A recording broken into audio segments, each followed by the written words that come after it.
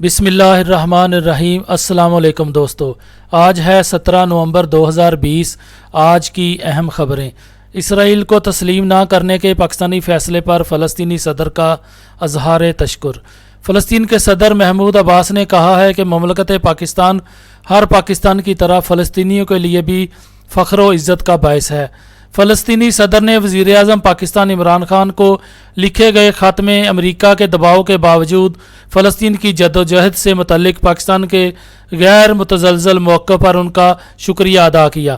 صدر محمود عباس نے پاکستان کی ترقی و کامیابی، پاکستانی حکمرانوں اور پاکستانی عوام کے لیے نیک خواہشات کا اظہار بھی کیا۔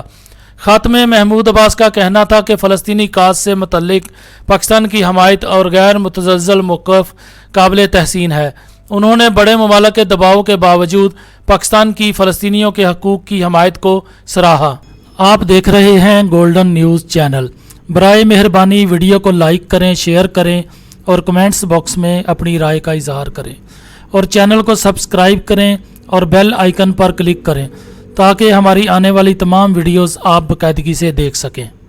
اگلی خبر میں ہم بات کریں گے کورونا کی۔ دنیا بھر میں کورونا موات میں تیزی سے اضافہ۔ دنیا بھر میں پھیلنے والا عالمگیر وبا کے باعث دنیا بھر میں کورونا وائرس سے 13,32,332 افراد جان کی بازی ہار گئے۔ دنیا بھر میں ہر منٹ میں مختلف ممالک میں متاثرہ افراد کی تعداد میں اضافہ ہو رہا ہے، جس میں 5,53,50,440 ہو گئی ہے، جبکہ دنیا بھر میں کورونا وائرس سے صحت یاب افراد کی تعداد 3,84,94,381 ہو گئی ہے۔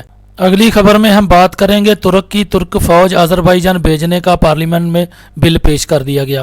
فوج آذربائیجان بھیجنے کے لیے ترکی کا صدارتی اجازت نامہ پارلیمنٹ میں پیش کر دیا گیا۔ خبر رساں اداروں کے مطابق صدر رجب طیب اردوان کے دستخط کے ساتھ ارسال کردہ اجازت نامہ پیر کے روز پارلیمنٹ کو موصول ہوا۔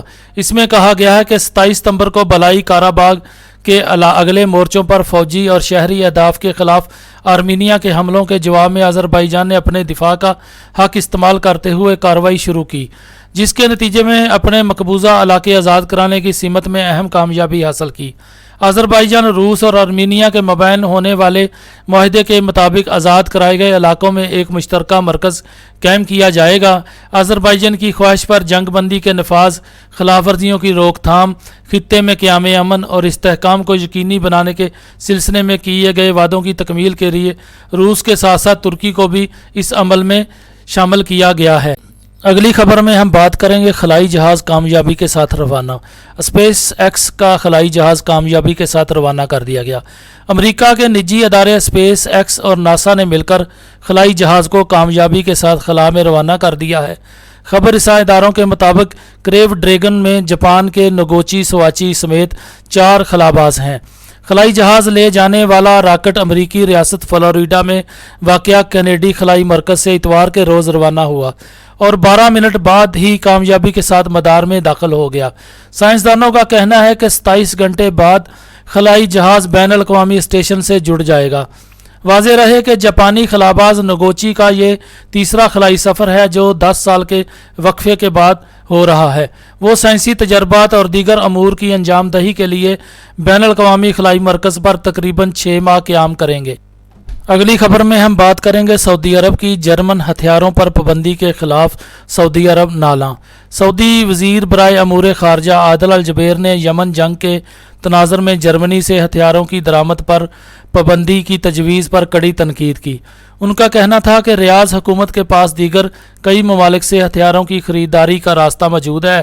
اپنے ایک انٹرویو میں عادل الجبیر نے کہا کہ یمن جنگ کی آڑ میں سعودی عرب کو اسلحہ سے محروم کرنے کا خیال غیر منطقی ہے۔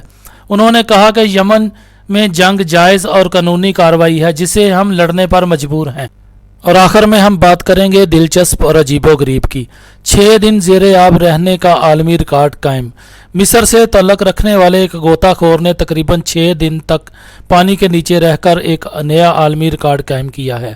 29 سالہ صدام الکیلانی بحر الاحمر میں دباب کے ساحل کے قریب 145 گھنٹے اور 30 منٹ تک پانی کے اندر رہے، اور انہوں نے اپنے ہی 2017 میں 121 گھنٹے زیر آب رہنے کا ریکارڈ توڑا ہے۔